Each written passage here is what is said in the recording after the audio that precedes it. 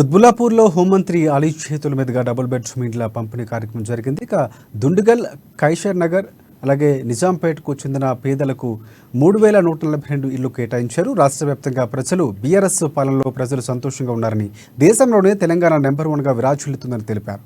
కళ్యాణ లక్ష్మి, షాదీ ముబారక్, ఇంటింటికి నీళ్లు, రైతు బంధు, రైతు భరోసాలతో పాటు ఎలాంటి పైరవీలకు తావు లేకుండా పేదలకు డబుల్ బెడ్రూమ్ ఇండ్లు నిర్మించి ఇస్తున్నామని చెప్పారు. ఇక బీఆర్ఎస్ పార్టీనే తెలంగాణకు రక్ష అని, మరోసారి సీఎంగా కేసీఆర్ను గెలిపించుకుందామని పిలుపునిచ్చారు.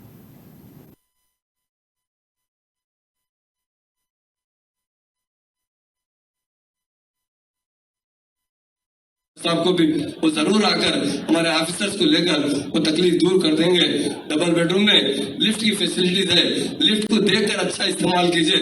आज मैं देखता हूँ, हमारे घर में देखता हूँ, बाद रिश्तेदार जब आते हैं तो बच्चे लिफ्ट में खेलते रहते हैं।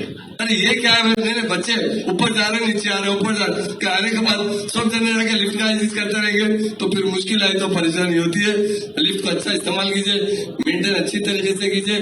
यहाँ पर फैसिलिटीज, हेल्थ फैसिलिटीज आपको दी जा रही है और आगे जहाँ पर भी पॉपुलेशन ज्यादा होगा वो स्कूल भी डालेंगे, रेजिडेंशियल स्कूल भी डालेंगे ताकि आपके बच्चों को अच्छी से अच्छी तालीम मिल सके।